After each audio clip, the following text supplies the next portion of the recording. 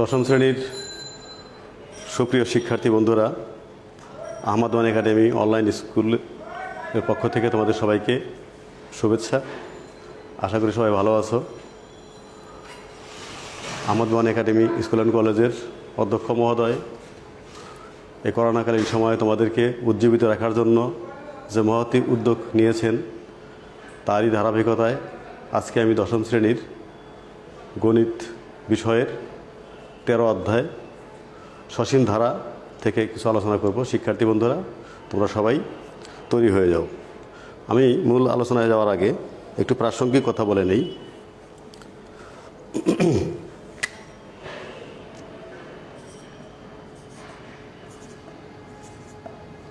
আমি বোর্ডে কিছু সংখ্যা লিখেছি 2, 4, 6, 8, 10।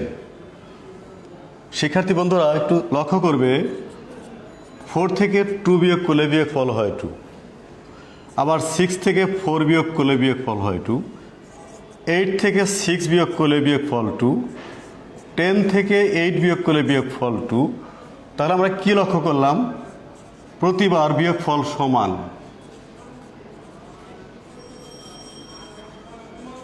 বিয়োগফল সমান, তাহলে এই সংখ্যাগুলি একটি নির্দিষ্ট নিয়মে সাজানো আছে। তাহলে আমরা বলতে পারি কতগুলি রাশি একটি নির্দিষ্ট নিয়মে ক্রমান্বয়ে এমনভাবে সাজানো থাকে যাতে করে যে কোনো রাশি তার পূর্বের রাশি এবং পরের রাশির সাথে কিভাবে যুক্ত হবে সেটা জানা যাবে। যেমন এখানে 6, তার আগে আছে কত? 4। 6-এর থেকে 2 মাইনাস করলে 4 হবে, আবার 6-এর সাথে 2 প্লাস করলে 8 হবে। একটা নির্দিষ্ট নিয়মে চলছে রাশিগুলি। এইরকম যদি একটা নির্দিষ্ট নিয়মে সাজানো থাকে তাহলে এই এই রাশিগুলিকে বলা হবে অনুক্রম। শিক্ষার্থী বন্ধুরা, এই রাশিগুলিকে বলা হবে অনুক্রম। আর যদি এই রাশিগুলিকে আমরা প্লাস চিহ্ন দিয়ে সংযোগ করি, প্লাস চিহ্ন দিয়ে, তাহলে এটাকে বলা হবে ধারা। তাহলে বন্ধুরা, আজকে আমরা তোমাদের সামনে ধারা নিয়ে আলোচনা করব। আজকের আলোচ্য বিষয় সসীম ধারা।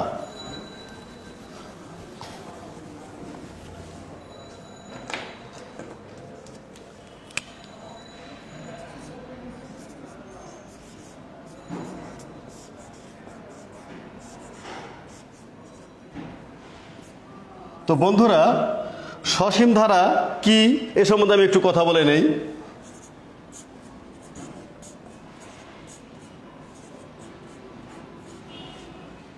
একটা ধারা আমি লিখলাম 2, 4, 6, 8, 10। এই ধারার প্রথম পদকে আমরা এ দিয়ে প্রকাশ করব, তার মান হলো 2।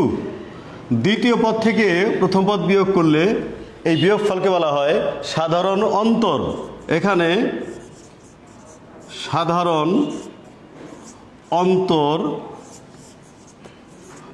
অন্তরকে প্রকাশ করা হয় ডি দিয়ে, ছোট হাতের ডি। ডি কত হবে? ডি আমরা কি করে বের করব? দ্বিতীয় পদ থেকে প্রথম পদ বিয়োগ, 4 - 2 = 2। তাহলে এই সমান্তর ধারা আমরা চিনব কিভাবে? সমান্তর ধারা পাশাপাশি দুইটি পদের বিয়োগফল সমান হইতে হবে। যেমন ধরো 4 থেকে 2 বিয়োগ করলে বিয়োগফল 2, আবার ধরো 6 থেকে 4 বিয়োগ করলে বিয়োগফল 2, আবার 8 থেকে 6 বিয়োগ করলে বিয়োগফল 2, আবার 10 থেকে 8 বিয়োগ করলে বিয়োগফল 2। এইভাবে যে ধারার বিয়োগফলগুলি সমান তাকে বলা হবে সমান্তর ধারা। এখন বন্ধুরা, কথা আসতেছে যে ধারা কত প্রকার? ধারা কত প্রকার?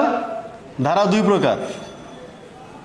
একটা হলো সমান্তর ধারা, 1 নাম্বার। সমান্তর ধারা, সমান্তর মানে কি?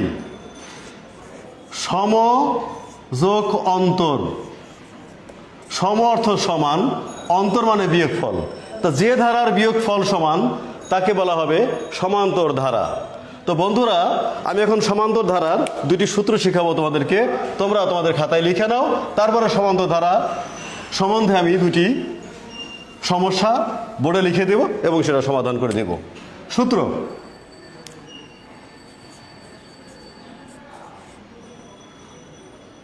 সূত্র 1 n-তম পদ, n-তম পদের সূত্র a plus n minus 1 into D. 2 নম্বর সূত্র প্রথম n পদের সমষ্টি। বন্ধুরা সমষ্টিকে প্রকাশ করা হয় s দিয়ে, s যেহেতু পদ সংখ্যা n সেজন্য আমরা লিখব এস এন সমান সূত্রটা হবে n/2 into 2a plus n minus 1 into D second bracket. এই দুইটি সূত্র আছে আমাদের সমান্তর ধারা বিষয়ক। সমান্তর ধারা সম্পর্কে দুইটি সূত্র আছে আমাদের। এখন একটা বিষয় আলোচনা করব আমি, মূল আলোচনায় যাওয়ার আগে আরেকটা বিষয় তোমাদেরকে আমি ক্লিয়ার করতে চাই, n-তম পদটা কি এটা নিয়ে আলোচনা করে আমি চলে যাব মূল আলোচনায়। যেমন ধরো 2, 4, 6, 8, 10 একটা ধারা, এই ধারার প্রথম পদ আমি বলেছি 2, সাধারণ অন্তর ডি 2। এই ধারা পরিষ্কার গুণে বলা যায় 1, 2, 3, 4, 5। কয়টি পদ আছে? 5টি। আমরা গুণে বলতে পারবো 1, 2, 3, 4, 5, কারণ এখানে পদ সংখ্যা লিমিট করা। তাহলে পদ সংখ্যা n সমান হলো কত? 5। তাহলে শেষ পদকে আমি কি পদ বলতে পারবো? শেষ পদকে বলবো আমি পঞ্চম পদ, কারণ এখানে আমি গুণে বলতে পারতেছি 1 number, 2 number, 3 number, 4 number, 5 number গুণে বলতে পারতেছি। এবার আসো যদি আরেকটা ধারা দেখাবো তোমাদেরকে আমি, ধরো 1 plus 3 plus 5 dot dot dot শেষে আছে 197। তাহলে এই ধারার এই যে ধারা লিখলাম আমি, এখানে প্রথম পদ আমাদের 1 দৃশ্যমান, দ্বিতীয় পদ 3, তৃতীয় মান 5 দৃশ্যমান, মাঝখানে অনেকগুলি পদ নাই। তাহলে এই যে শেষে 197 এটা কত নম্বর পদ এটা কিন্তু হিসাব করা ছাড়া বলা যাবে না, এটা নাম্বার কত বলা যাবে না। কিন্তু যেরকম একটা শ্রেণীতে একটা স্টুডেন্ট ভর্তি হয়েছে তার রোল নাম্বার নাই, ঠিক এটাও এরকম কত নম্বর পদ সেটা আমাদের জানা নাই। তাহলে যেখানে পদ সংখ্যা জানা থাকে না সেটাকে আমরা ধরি n-তম পদ, সেজন্য আমরা সূত্র লিখেছিলাম n-তম পদ। তাহলে এখানে এই অঙ্কের বেলায় 197 কি হবে বন্ধুরা? n-তম পদ। যে পদের ক্রমিক নাম্বার জানা থাকে না, সিরিয়াল নাম্বার জানা থাকে না, তাকে আমরা ধরবো n-তম পদ। তো চলো এবার একটা অঙ্ক করাই।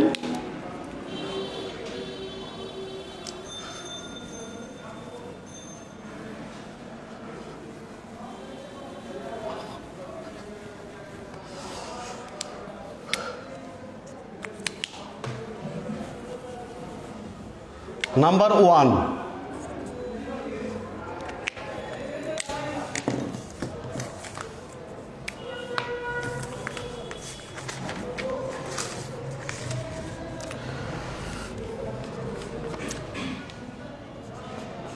পাঁচ 8, 11, 14 ডট ডট ডট ধারাটির কোন পদ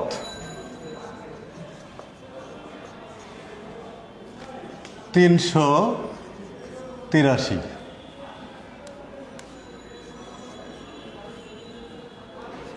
তো শিক্ষার্থী বন্ধুরা তোমরা লক্ষ্য করবে আমাদের বোর্ডে একটি ধারা দেওয়া আছে।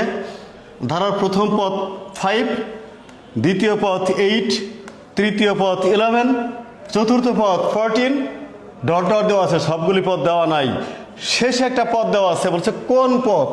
অর্থাৎ আরো সহজ করে বলি, আমরা বের করবো এটা কত নম্বর পদ, এই নাম্বারটা বের করতে হবে। 383 কত নাম্বার পদ। তা আমি একটু আগে বলেছিলাম যে ধারার ক্রমিক নাম্বার দেওয়া নাই, সিরিয়াল নাম্বার দেওয়া নাই, তাকে আমরা কি ধরবো? তাকে ধরবো n-তম পদ। তাহলে এটা আমরা শুরু করব, যেহেতু এটা পদ সংখ্যা দেওয়া নাই আমরা ধরবো এটা n-তম পদ। তো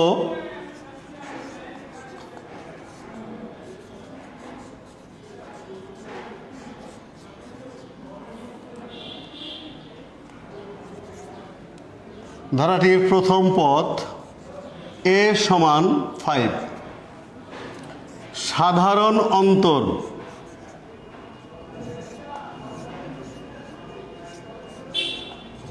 d। শিক্ষার্থী বন্ধুরা, সাধারণ অন্তর কি করে বের করতে হয় আমি আরেকবার বলে দেব। দ্বিতীয় পদ থেকে প্রথম পদ বিয়োগ অথবা তৃতীয় পদ থেকে দ্বিতীয় পদ বিয়োগ। তাহলে 8 থেকে 5 বিয়োগ করলে বিয়োগফল 3, 3 হলো সাধারণ অন্তর। এখন আমাকে নির্ণয় করতে হবে 383 কত নম্বর পদ। তা আমরা তো পদ কত নম্বর সেটা জানি না, যেহেতু জানি না সেহেতু এটাকে ধরবো আমরা n-তম পদ।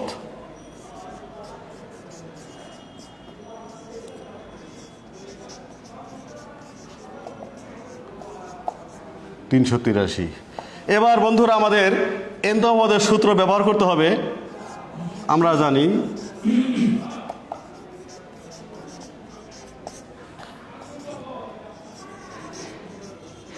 n-তম পদের সূত্র আমরা জানি a plus n minus 1 into D. এটা আমরা ধরেছি n-তম পদ, এটা আমাদের n-তম পদের সূত্র। তাহলে আমরা দুটি সমান লিখতে পারবো। এখন প্রশ্ন মতে একটু বোর্ডটা মুছতে হচ্ছে আমাকে।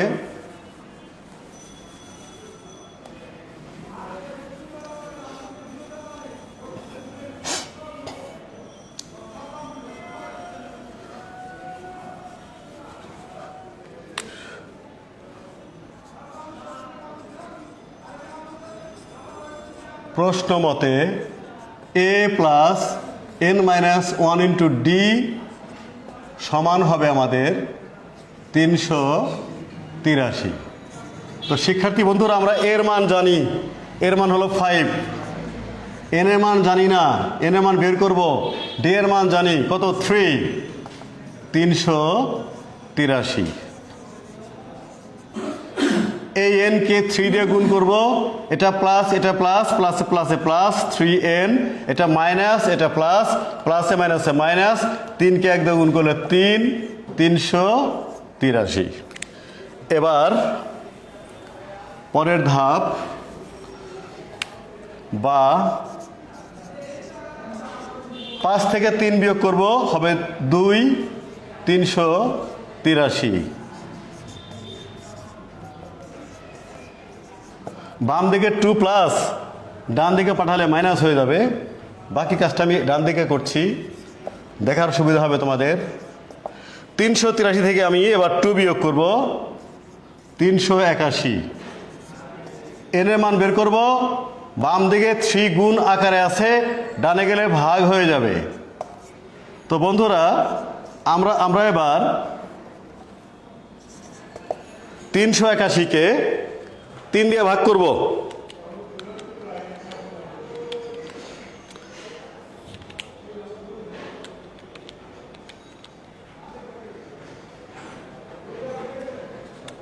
হুম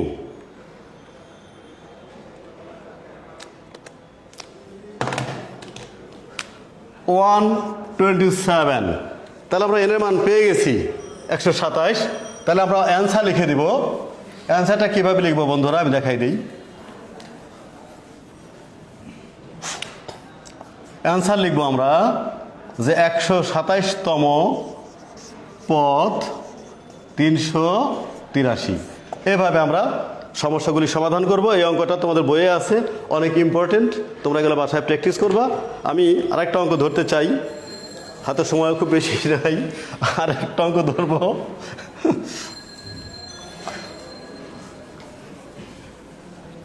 এটা তো ভালো কাজ করতেছে না আমি ছবিটা, এটা এই যে দশমিক আসতেছে, দশমিক আসতেছে, তো ঠিক করা যায় কিনা, আমি প্রশ্ন লিখি একটু। এই জায়গা বোধ হয় নড়চড় হয়ে গেছে, এই যে কইজি, এই যে এগুলি দেখেন পারেন কিনা। আমাদের সমস্যা 2 বন্ধুরা, একটা কোশ্চেন লিখছি আমি।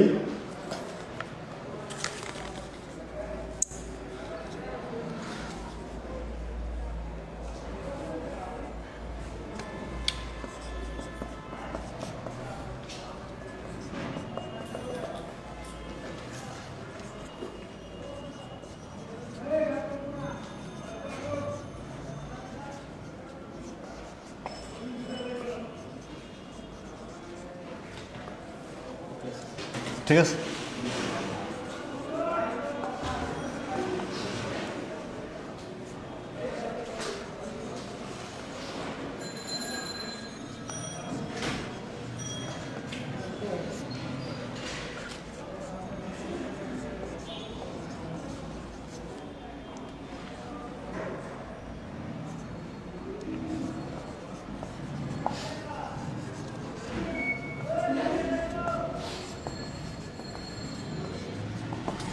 শিক্ষার্থী বন্ধুরা, আমি বোর্ডে একটা কোশ্চেন লিখেছি, 7, 12, 17, 7 + 12 + 17 প্লাস ডট ডট একটি সমান্তর ধারা, বলাই আছে এটা সমান্তর ধারা, এবং এই ধারার প্রথম n পদের সমষ্টি দেওয়া আছে 1197। আমাদেরকে বের করতে হবে n এর মান। তাহলে বন্ধুরা আমরা শুরু করতে পারি। আমি একটা লাইন মুছে ফেলবো, মুছে অঙ্কটা শুরু করবো আমরা।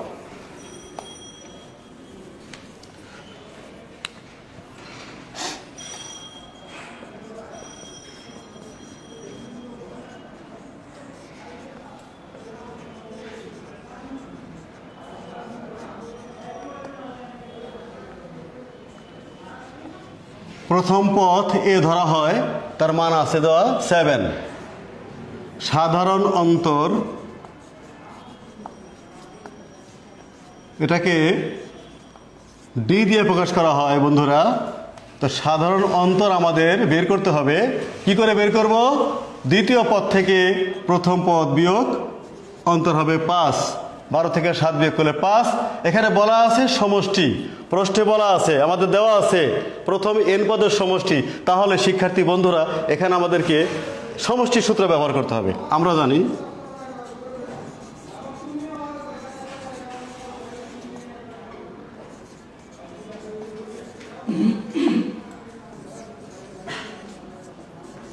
n পদের সমষ্টি Sn n/2 2a plus n minus 1 into D. শিক্ষার্থী বন্ধুরা এটা আমাদের সমষ্টির সূত্র, আর এই সমষ্টি আমাদের প্রশ্নে দেওয়া আছে। সুতরাং আমি লিখতে পারবো প্রশ্ন মতে n/2 into 2a plus n minus 1 into D সমান 1197। তাহলে আমরা সামনে এগিয়ে যাই, n এর মান বের করব। এর মান জানা আছে আমাদের, এর মান 7 প্লাস n মাইনাস 1, ডি এর মান জানা আছে আমাদের 5, সেকেন্ড ব্র্যাকেট 1197। এখন আমি উপর থেকে একটু মুছতে হবে আমাকে।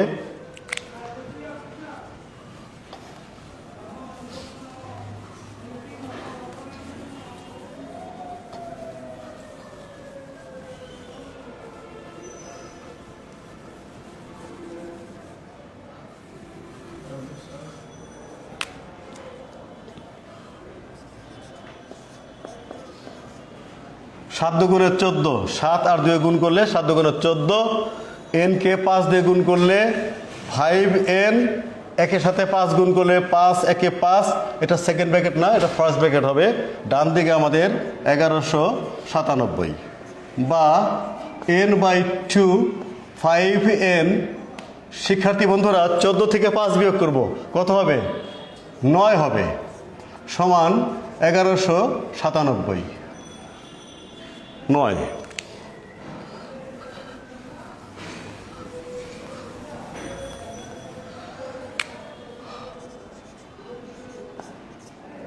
শিক্ষার্থী বন্ধুরা আমাদের সাথে অনলাইন ক্লাসে যোগদান করেছে আমাদের সিনিয়র শিক্ষক দিবা শাখার সেলিম স্যার। সেলিম স্যারকে স্বাগতম, অভিনন্দন। আরও আছে দিবা শাখার গণিতের শিক্ষক আমির আসাদ স্যার, স্যারকেও অভিনন্দন জানাই।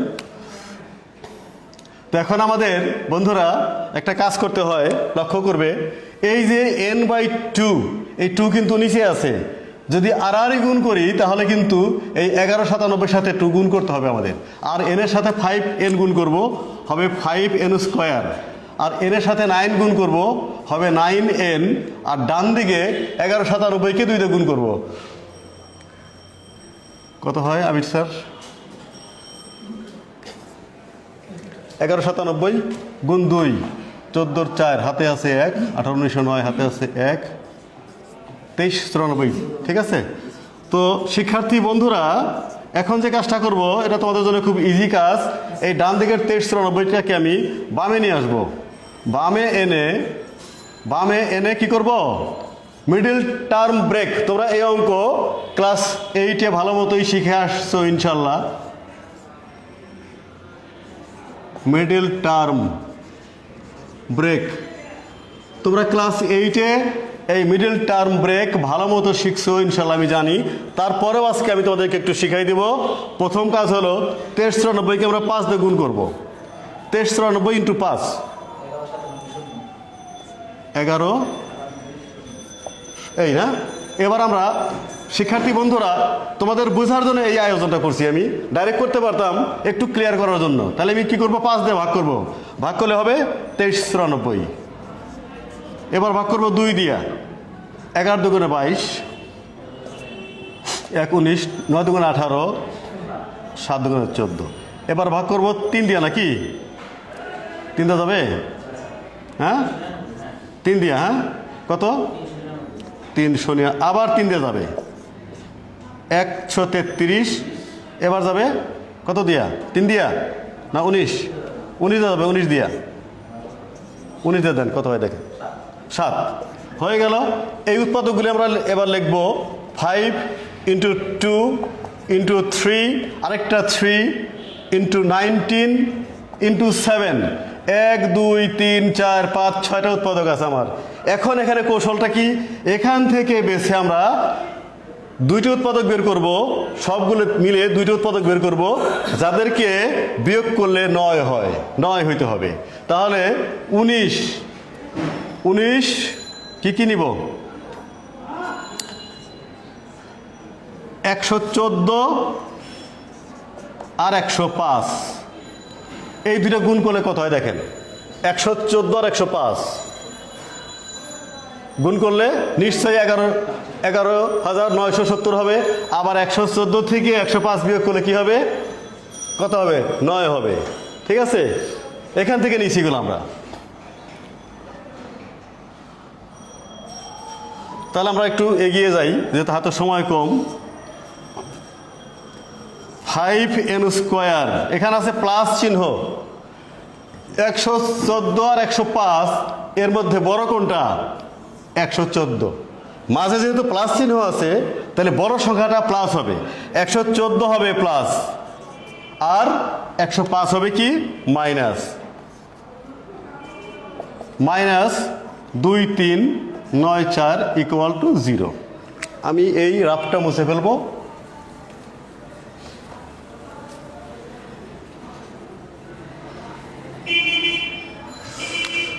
এখান থেকে আমি কমন নেব n, থাকবে 5n প্লাস 114। এখান থেকে কমন নেব 21, 105কে ভাগ করব 21 দিয়ে, হবে 5n। এখানে মাঝখানে মাইনাস চিহ্ন আছে বন্ধুরা, মাইনাস কমন নিয়েছি, চিহ্ন পরিবর্তন হবে, প্লাস হয়ে যাবে। 2394কে ভাগ করব 21 দিয়ে, 114 হবে, = 0। ডান দিকে যাই। 5n প্লাস 114 কমন নেবে এখন, 114 থাকবে n মাইনাস 21 = 0। শিক্ষার্থী বন্ধুরা, দুইটি সংখ্যার গুণফল যদি 0 হয়, তাহলে যে কোনো একটিকে 0 সমান ধরতে হবে। তাহলে হয় 5n প্লাস 114 = 0, 5n মাইনাস 114, বা n = মাইনাস 114/5। এটা গ্রহণযোগ্য নয়।